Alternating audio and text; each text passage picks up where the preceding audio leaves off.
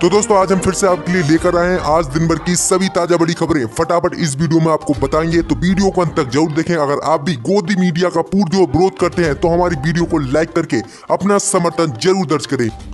इसी बीच बढ़ते दोस्तों अगली बड़ी खबर की ओर। तो कोरोना संकट के बीच प्रधानमंत्री मोदी ने किया देश को संबोधित, बोले थक कर रुक जाना विकल्प नहीं, विजय के लिए निरंतर प्रयास जरूरी। जी दोस्तों आपको बता दें कि आज प्रधानमंत्री नरेंद्र मोदी ने देश को फिर से संबोधित किया है। वहीं महामारी के कारण दुनिया में पैदा हुई उथल पुथल और निराशा के बीच जो है प्रधानमंत्री मोदी ने कहा कि थक कर रुक जाना कोई विकल्प नहीं होता और विजय के लिए निरंतर प्रयास जरूरी है। बुद्ध पूर्णिमा के अवसर पर वैशाख विश्व समारोह को वीडियो कॉन्फ्रेंसिंग के जरिए संबोधित करते हुए प्रधानमंत्री मोदी ने कहा कि भारत निस्वार्थ भाव से बिना कोई भेदभाव किए देश और पूरे विश्व में संकट में घिरे लोगों के साथ पूरी मजबूती से खड़ा है। कोरोना के खिलाफ लड़ाई का जिक्र करते हुए मोदी ने कहा कि ऐसे समय में जब दुनिया में उथल पुथल है और कई बार दुख, निराशा, हताशा का भाव बहुत ज्यादा दिखाई देता है, तब भगवान बुद्ध की सीख और भी प्रसंगित हो जाती है। उन्होंने कहा कि उनका कहना था कि मानव को निरंतर ये प्रयास करना चाहिए कि वह कठिन परिस्थितियों पर विजय प्राप्त कैसे करे। वही प्रधानमंत्री मोदी ने कहा कि आज हम सब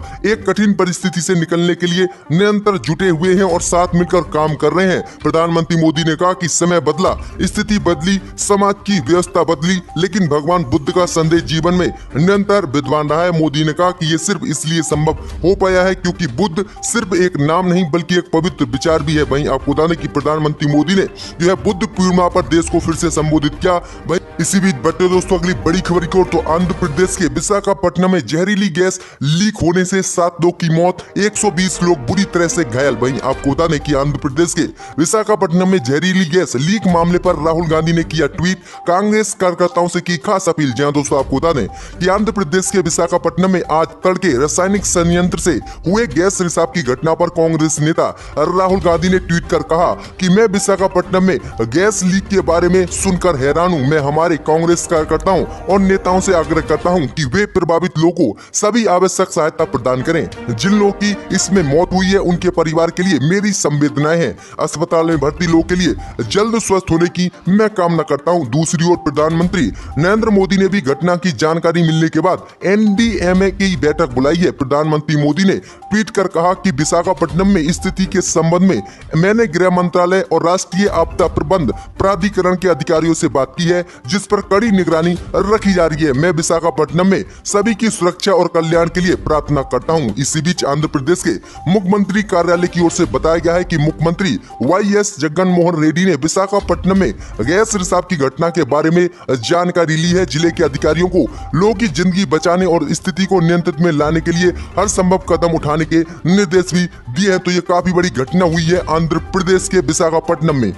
इसी बीच बढ़ते दोस्तों अगली बड़ी खबर की ओर। तो नायकू इनकाउंटर पर प्रियंका और राहुल गांधी ने सेना को दी बधाई, कहा आतंकी बचने नहीं चाहिए। जी दोस्तों आपको बता दें कि कांग्रेस सांसद राहुल गांधी और पार्टी महासचिव प्रियंका गांधी वाड्रा ने बुधवार को ट्वीट कर जम्मू कश्मीर के अवंतीपुरा में हिजबुल मुजाहिदीन के आतंकवादी रियाज नायकू को ढेर किए जाने पर भारतीय सुरक्षा बलों को बधाई दी है। राहुल गांधी ने कहा कि निर्दोषों की हत्या करने वाले आतंकी बचने नहीं चाहिए। वहीं आपको बता दें कि जम्मू कश्मीर में सेना को मिली कामयाबी पर राहुल गांधी ने ट्वीट कर लिखा कि मैं आतंकवादी रियाज नायकू को उसके अंजाम तक पहुंचाने के लिए सुरक्षा बलों को बधाई देता हूं। आतंकवादियों द्वारा निर्दोष लोगों की हत्या करने पर सजा मिलनी चाहिए। राहुल के अलावा प्रियंका गांधी वाड्रा ने भी ट्वीट कर सेना को बधाई दी है। उन्होंने लिखा कि आज इनकाउंटर में हमारी सेना ने हिजबुल आतंकी संगठन कमांडर को मार गिराया है। भारतीय सेना के जवानों और उनके पराक्रम को नमन। जय हिंद। आपको बता दें कि सुरक्षा बलों ने बुधवार को ही एक बड़ी कामयाबी मिली थी। वहीं अवंतीपुरा में हिजबुल मुजाहिदीन के टॉप कमांडर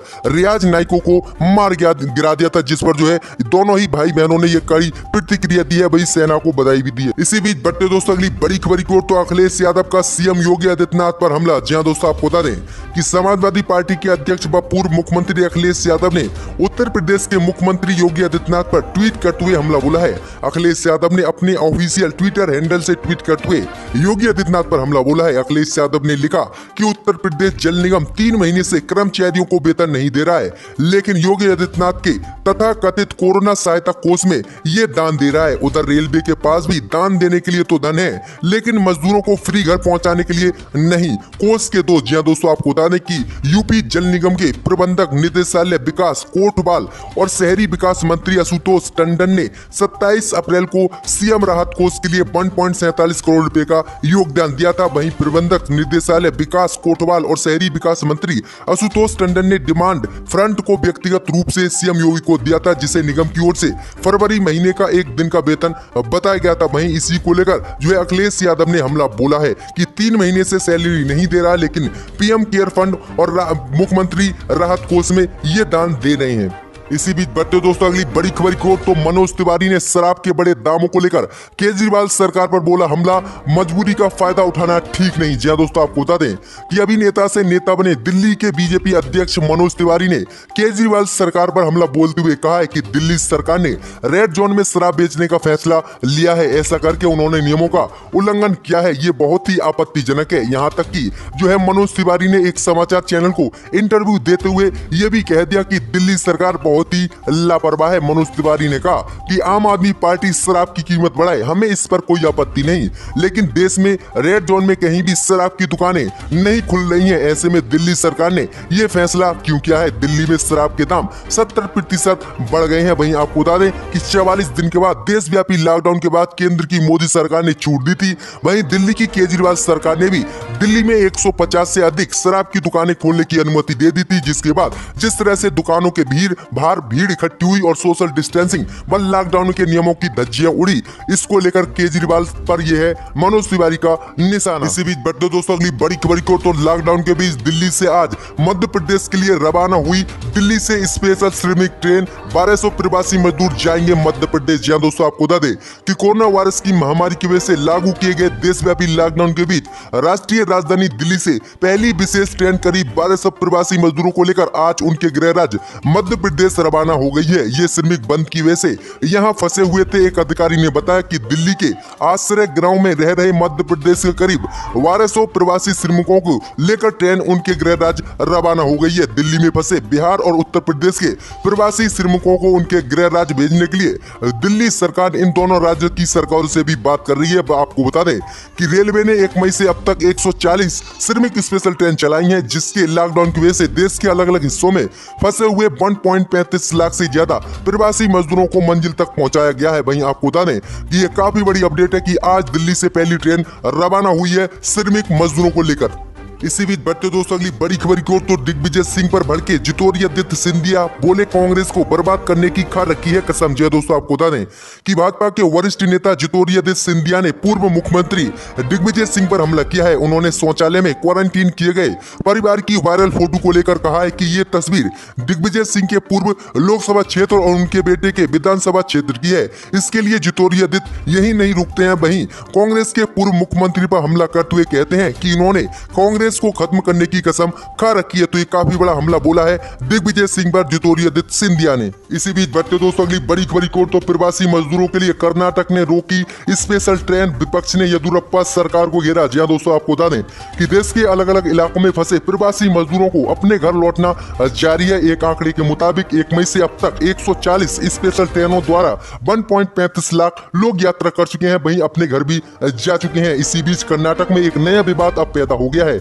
जब वहां की सरकार ने मजदूरों की कमी को रोकने के लिए ऐसी ट्रेनें चलाने से इनकार कर दिया है। ये मामला प्रकाश में आते ही विपक्ष ने कर्नाटक की भारतीय जनता पार्टी पर हमला बोल दिया है। जी हां दोस्तों, आपको बता दें कि विपक्ष ने कहा है कि सरकार प्रवासी मजदूरों के साथ बंधुआ मजदूर जैसे बर्ताव कर रही है। यहाँ तक कि मुख्यमंत्री वी.एस. येदियुरप्पा ने प्रवासी मजदूरों से अपील की कि वे कर्नाटक में ही रुक जाएं, अपने घर न जाएं, क्योंकि प्रदेश में निर्माण और औद्योगिक काम शुरू होने वाले हैं। इसी को देखते हुए कर्नाटक सरकार ने किसानों, फूल उत्पादकों, धोबी, नाई, ऑटो रिक्शा, टैक्सी चालकों को फौरी राहत पहुंचाने के लिए बुधवार को 16 से 10 करोड़ रुपए के राहत पैकेज की घोषणा भी की थी। इन सेक्टरों के लोग कोविड-19 के चलते लागू किए गए लॉकडाउन से बुरी तरह प्रभावित हैं। वहीं ये काफी बड़ा कदम उठाया है कर्नाटक सरकार ने कि मजदूरों की कमी को देखते हुए जो है कर्नाटक सरकार ने स्पेशल श्रमिक ट्रेन चलाने से रोक लगा दी है और मना कर दिया है कि सभी श्रमिक जो है यहाँ पर काम करें, अब उनसे किसी भी तरह की कोई परेशानी सामने नहीं आएगी। इसी बीच बढ़ते दोस्तों अगली बड़ी खबर की ओर, तो पाकिस्तान के पीएम इमरान खान बोले मेरे देश के खिलाफ झूठा अभियान चला रहा है भारत। जी हाँ दोस्तों, आपको बता दें कि भारत और पाकिस्तान के बीच पिछले कुछ दिनों में LOC पर तनाव फिर से बढ़ गया है। भारत ने पाकिस्तान पर आरोप लगाया कि वह कश्मीर में अशांति को भड़का रहा है। इसके बाद पाक पीएम इमरान खान ने कहा कि भारत वर्तमान परिस्थिति का फायदा उठाते हुए उनके देश के खिलाफ झूठा अभियान लॉन्च कर रहा है। जी दोस्तों, आपको बता दें कि इमरान खान ने लिखा कि मैं दुनिया को उन कोशिशों के बारे में आगाह करता आ रहा हूं जिसमें भारत लगातार पाकिस्तान को निशाना बना रहा है। भारत की तरफ से LOC की तरफ से घुसपैठ के जो नए आरोप लगाए गए हैं वह उसके खतरनाक एजेंडे को आगे बढ़ा रहे हैं। खान ने यह भी कहा कि कश्मीर में जो हिंसा हो रही है वह स्थानीय है। खान ने एक बार फिर से भारत की सत्ताधारी पार्टी भारतीय जनता पार्टी पर आरोप लगाया है कि पार्टी दक्षिण एशिया में शांति को भंग कर सकती है। उन्होंने लिखा कि भारत दक्षिण एशिया की शांति और स्थिरता को भंग करके उससे पहले अंतर्राष्ट्रीय समुदाय को कोई कदम उठाने होंगे। सिर्फ इमरान ही नहीं, पूर्व प्रधानमंत्री नवाज शरीफ के भाई और पाकिस्तान मुस्लिम लीग के मुखिया शहबाज शरीफ भी भारत के खिलाफ एक प्रस्ताव लेकर आए हैं। शहनवाज ने कहा कि भारत की तरफ से टेरर लॉन्च पैड्स जैसे आरोप का मकसद पाकिस्तान के खिलाफ प्रोपेगेंडा को आगे बढ़ाना है। तो इमरान खान का ये काफी बड़ा बयान आया है भारत पर। अब भारत देखते हैं क्या जवाब देता है पाकिस्तान को। यकीनन निशिकांत दुबे ने जो बात कही सही कहा। मैंने भी बैठकर यहाँ पर देखा था कि किसी ऐवान में टेबल पर पैसे डाले गए। अब कौन उस वक्त यहाँ बैठा था वो अकलमंद जानते हैं, मगर मैं दोहराना नहीं चाहता। मैंने ये भी देखा था 2006 में कि एक MP ने यहाँ पर आकर अपने फाइल